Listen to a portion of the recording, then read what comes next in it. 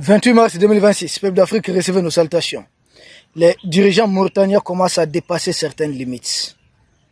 Ils ont publié un communiqué que nous avons retrouvé sur les réseaux sociaux, relayé par plusieurs médias,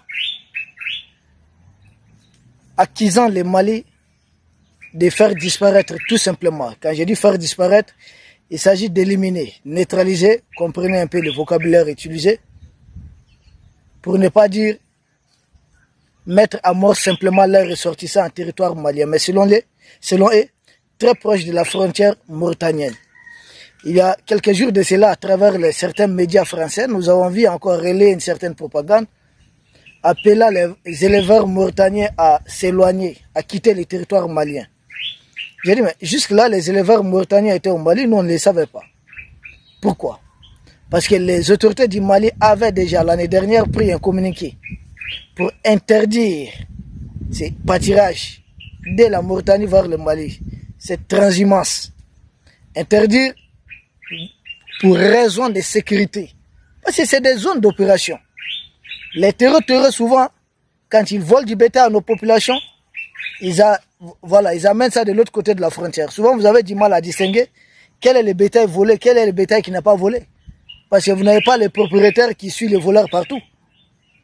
Donc, pour plusieurs raisons, on avait demandé à ce que les éleveurs mauritaniens ne viennent plus au Mali. À l'époque, certains jeunes du Mali, des volontaires même, au niveau d'un village, avaient essayé d'empêcher des éleveurs mauritaniens de passer.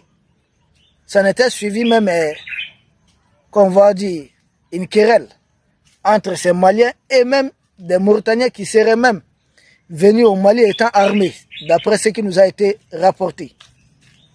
Peuple d'Afrique, les éleveurs mauritaniens ont été interdits. Mais puisque les autorités ont sans doute continué à les manipuler, les pousser, venir au mépris, en violation de toutes les décisions maliennes.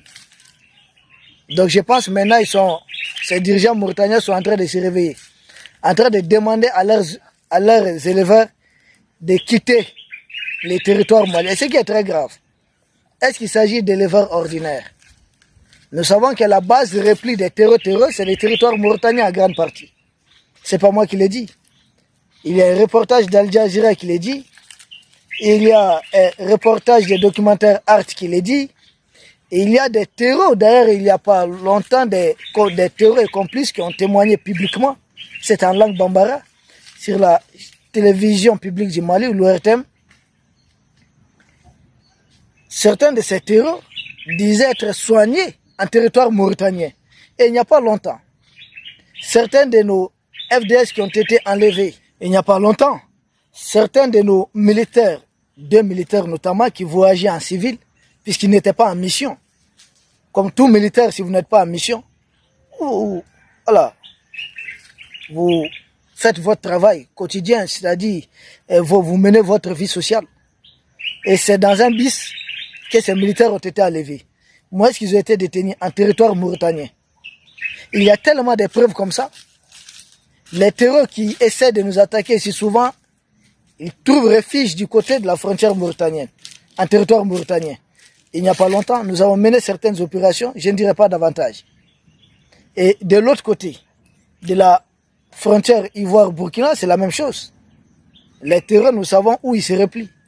Entre le Niger et évidemment le Bénin aussi, nous savons où est-ce les terreurs se replient. Donc, la Mauritanie actuelle est un territoire de repli des terreaux. Ça, c'est à la suite d'un accord, d'un pacte de non-agression qui serait signé entre les autorités mauritaniennes et les terreaux qui datent de 2011. Et pour appuyer cette thèse depuis 2011 jusqu'à présent, le territoire mauritanien n'a jamais connu d'attaque terroriste. Est-ce la Mauritanie a l'armée la plus forte d'Afrique de l'Ouest? Non. De très loin. Il n'y a aucun classement qui rapprocherait même l'armée mauritanienne du Mali. Alors qu'est-ce qui se passe? Est-ce que c'est un pays qui est très peuplé? Non. Sinon, qu'est-ce dirait le Nigeria, qui est face à Boko Haram et d'autres groupes encore? Donc s'il y a un territoire qui constitue une base de repli principale des terreurs qui attaquent le Mali, c'est bel et bien la Mauritanie. Maintenant, à vouloir, quand on lit leur communiqué ou autre, J'ai dit les dirigeants là ont dépassé certaines lignes. Ils doivent savoir raison garder. Parce que dans leur communiqué, ils ont accusé notre armée d'exaction à l'endroit des civils mauritaniens en territoire malien. J'ai dit, mais attendez, vous avez vos civils dans toutes les villes du Mali. Cette question refait encore surface. Il y a 3 ans de cela, quand on avait commencé à matraquer ces terreaux, la même Mauritanie encore avait accusé nos FDS d'exécuter, en tout cas d'éliminer des civils mauritaniens au Mali. J'ai dit, mais attendez, vos civils sont dans toutes les villes ici tranquilles. Tout endroit où nous ne sommes pas, si ça ne constitue pas d'opération militaire, il n'y a aucun problème. Mais si vous vous retrouvez dans des zones d'opération militaire, quelle certitude avez-vous à savoir ce que font vos ressortissants en territoire malien? Est-ce qu'ils font du mercenariat, oui ou non? Est-ce qu'ils font du terrorisme, oui ou non? Vous avez quel baromètre pour savoir? Est-ce que vous êtes en train de les suivre ici? Ils arrivent ici en tant qu'acquis, ceux qui sont éliminés. Ceux qui ne se mêlent pas des opérations militaires ne connaissent aucun problème.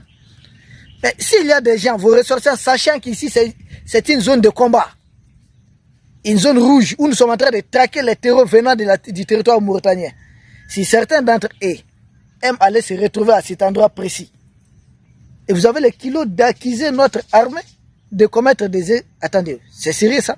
D'exactions. Nous avons une armée professionnelle. L'une des meilleures armées en Afrique de l'Ouest, voire en Afrique.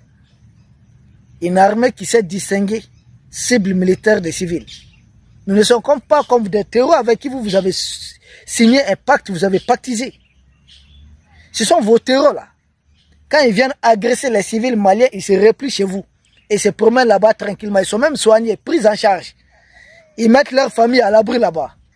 Ouais, leur famille à l'abri du côté de la Mauritanie pour venir attaquer des familles maliennes ici. Donc vous êtes très mal placés. Même certains de nos terreaux isolés un peu, je ne sais pas comment on va appeler ça, qui se retrouvent sur TikTok et autres. Mais ils disent clairement qu'ils se trouvent en territoire mauritanien. Donc rien n'est caché, votre soutien à ces terreaux-là. Ce n'est caché de personne. Et aller jusqu'à accuser notre armée d'exaction. Il dit, vous faites la même chose que les ONG impérialistes. Même chose. Exaction. C'est un peu trop dit quand même. Nous sommes chez nous. Vous dites que vos ressortissants sont neutralisés chez nous, ici au Mali. Et où ça, proche de la frontière? Proche de la frontière, c'est des endroits où les opérations sont en cours. Qu'est-ce qui vous dit que vos ressortissants là en question ne sont pas des terreaux? Qu'est-ce qui vous dit cela? Parce que nous, notre armée, sait distinguer des civils et puis les groupes terreux qui sont en train de se faire passer pour... Vous pensez que les terroristes opèrent avec l'armée, la tenue d'une armée régulière, l'insigne, tout, non. C'est des gens qui s'habillent en civil comme moi, mais qui ont des armes. Donc nous savons comment les neutraliser, nous savons qui sont-ils, nous savons comment les traquer aussi. Donc accuser notre armée d'exaction, vraiment c'est trop dit. Et c'est là que vous allez voir la contradiction dans les communiqués de la Mauritanie. Contradiction, c'est quoi? Les dirigeants mauritaniens appellent à une enquête. Mais j'ai dit, mais pourquoi vous vous prononcez alors avant l'enquête? Ça serait à quoi? Il fallait attendre l'enquête. Si c'est fini, on va situer les responsabilités. Qu'est-ce qui s'est passé? Et si jamais vos ressortissants sont des terroristes, qu'est-ce qu'on doit vous faire aussi? Ben, c'est ça une enquête. S'il s'avère que réellement vos ressortissants là étaient en train de combattre notre armée ici, donc en train de tuer les populations maliennes en territoire malien, qu'est-ce qu'on doit vous faire? Êtes-vous prêt à dédommager, à payer, à régler? La réponse évidemment pour moi, vous connaissant, avec ce complexe de sécurité que vous avez, la réponse évidemment c'est non. Et alors, vous êtes très mal placé. Et jusqu'à appeler dans le communiqué, nos autorités à préserver la vie des civils. J'ai dit, vous êtes sérieux? Vous êtes sérieux? Moi, je vois le même logiciel. Alger allait nous accuser à l'ONU des mêmes faits. L'Algérie fait la même chose. La France fait la même chose. Les ONG impérialistes font la même chose. Maintenant aussi, la Mauritanie publie les mêmes communiqués. Nous faisons passer pour une armée qui attaque les civils. J'ai dit, vous êtes sérieux? Si notre armée aujourd'hui est engagée dans des opérations, c'est pour protéger la vie des civils.